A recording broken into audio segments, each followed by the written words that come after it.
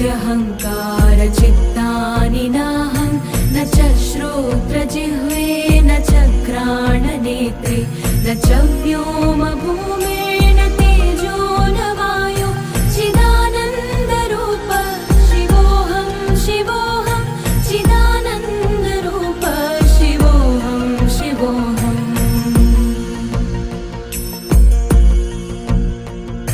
न च प्राणसंज्ञो न वै पञ्चवायु